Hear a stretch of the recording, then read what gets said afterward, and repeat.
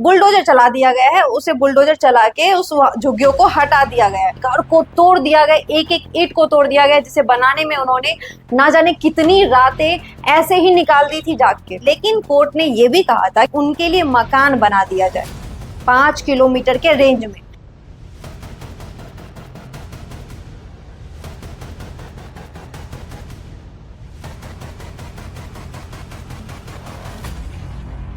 नमस्कार, मेरा नाम अंजलि है और आप हमारे साथ देख रहे हैं द मीडिया वाली।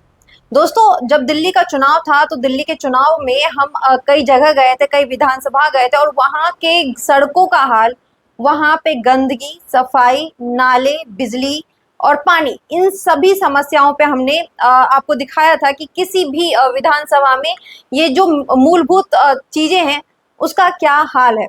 हाल हमें बहुत बुरा दिखा था और आम आदमी पार्टी की सरकार थी। जब चुनाव आया, चुनाव में भाजपा ने कई सारे वादे किए। उन वादों में ये भी था कि जो स्कीम्स, फ्री स्कीम्स आम आदमी पार्टी चला रही है उसे वो कंटिन्यू रखेगी और इसके बाद डेवलप्ड करेगी दिल्ली को, और दिल्ली को वाकई में साफ सुथरा और भारत देश की राजधानी जैसी होनी चाहिए वैसी बनाएगी। इस पे जनता ने भरोसा किया और भाजपा की सरकार दिल्ली में बनी। दिल्ली में मुख्यमंत्री बनाई गई रेखा गुप्ता, एक महिला मुख्यमंत्री बनाई गई और उसके बाद से काम होना शुरू हुआ। हमने कई सारे विजुअल्स देखे जिसमें हमने देखा कि यमुना की सफाई हो रही है, कई सारे मशीन्स यमुना में हमें दिखे। इस तरह के विजुअल्स के बाद हम लगातार ये कवायद लगा रहे थे कि भाजपा आने के बाद कहीं ना कहीं चीजें बेहतर होंगी, काम अच्छे होंगे और लोग खुश होंगे। लेकिन आज जब 100वां दिन पूरा हो गया, यानी कि भाजपा के दिल्ली में जीतने के बाद 100 दिन पूरे हो गए हैं और 100 दिन में उन्होंने क्या काम किया है, जनता उनसे क्या उम्मीद कर रही थी और जनता अब उनसे नाराज है, खुश है या क्या बोल रही है, मैं आपको वो बताऊंगी। सबसे पहले बात करते हैं जंगपुरा विधानसभा की। जंगपुरा विधानसभा के सामने एक निजामुद्दीन रेलवे स्टेशन है, मद्रासी कैंप है, जहां पे 370 झुग्गियां बुलडोजर चला दिया गया है, उसे बुलडोजर चला के उस झुग्गियों को हटा दिया गया है। कारण क्या है? कारण है बस्ती के सामने एक नाला है बारापुला करके। उस नाले की सफाई इस बस्ती की वजह से नहीं हो पा रही थी, झुग्गियों की वजह से नहीं हो पा रही थी, तो सरकार ने कहा कि इसे हटाना जरूरी है, नहीं तो पूरे दिल्ली में जो जलभराव होते हैं, बारिश का पानी आता है और जगह जगह नाले में पानी सही से पास नहीं होने की वजह से जलभराव की समस्याएं होती हैं, इसलिए इस नाले की सफाई करना बहुत जरूरी है। इसी वजह से उन सारे झुग्गियों को हटाने के लिए दिल्ली कोर्ट ने भी कहा कि ठीक है, जरूरी है, विकास के लिए तो हटाया जाए। 370 झुग्गियों को हटा दिया गया, लेकिन कोर्ट ने यह भी कहा था कि अगर झुग्गियां हटाई जा रही है तो जो यहाँ पे परिवार अभी फिलहाल रह रहा है उनके लिए मकान बना दिया जाए 5 किलोमीटर के रेंज में, ताकि जो आदमी अभी फिलहाल काम कर रहा है, किसी के घर में काम कर रहा है, कहीं साफ सफाई का काम कर रहा है, कोई खाना पका रहा है और उसे जो रोजगार मिल रहे हैं वो रोजगार भी उससे ना छीना जाए।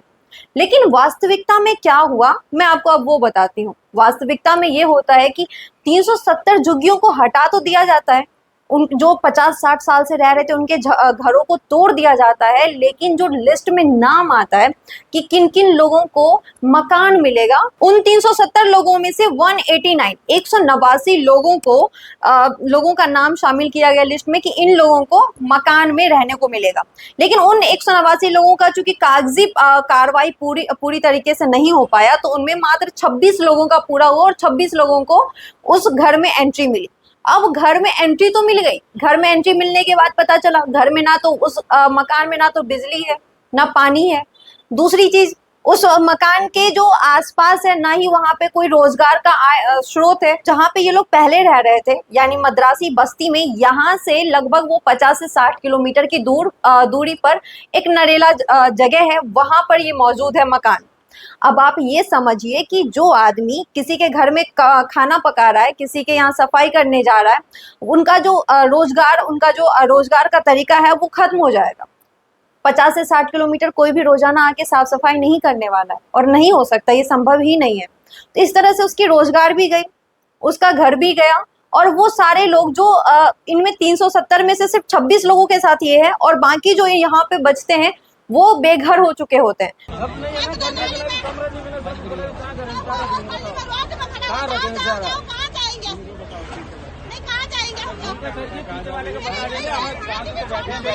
वो रो रहे बिलख रहे हैं और चिल्ला रहे हैं। वो कह रहे हैं कि हम सरकार को वोट दिए थे, हम यहाँ दिल्ली के नागरिक हैं, लेकिन हमें क्या मिल रहा है बदले में।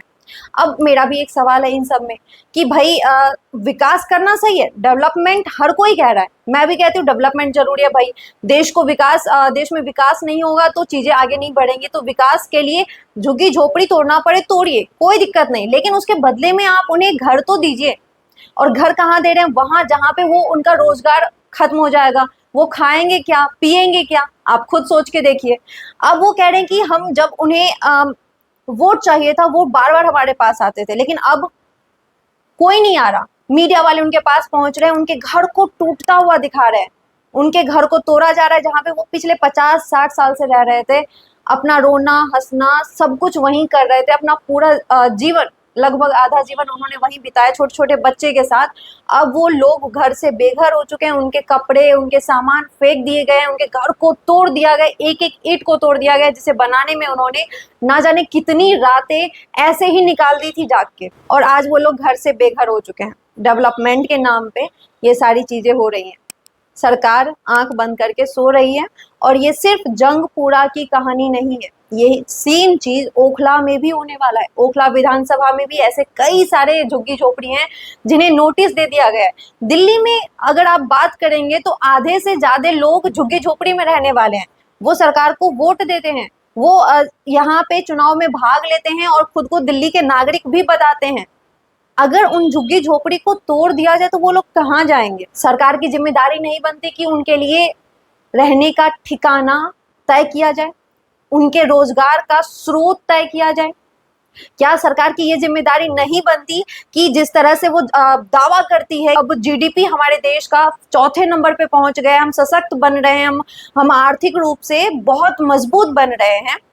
ऐसे में दिल्ली जैसे राजधानी, जो भारत देश की राजधानी है दिल्ली, वहां पे ऐसा हाल है कि लोग खाने को तरस रहे हैं, रहने को तरस रहे हैं, घर नहीं है रहने के लिए, और वो लोग रो रहे हैं और बस गुहार लगा रहे हैं अपनी सरकार से कि हमारे पास आइए, हमारी विनती सुनिए, एक बार बात सुन लीजिए, और अगर हम गलत हैं तो आप हमें बताइए, हम कुछ नहीं बोले। तो वो लोग क्या करेंगे? अब देखिए, आसान तौर पे अगर कहा जाए तो अब उनके पास क्या रास्ता बचता है? अब वो सड़क के किनारे जाएंगे, बारिश का मौसम है, और ऐसे में प्लास्टिक के घर में प्लास्टिक का घर बना के वो रहना शुरू करेंगे।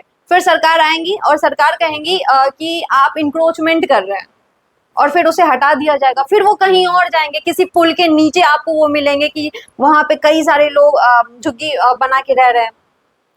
उनका क्या ठिकाना है? ऐसे में क्या हम ये कह सकते हैं कि हम आर्थिक तौर पे मजबूत हैं, हम सशक्त हैं? अगर आपको ऐसा लगता है तो आप हमें कमेंट बॉक्स में बता सकते हैं।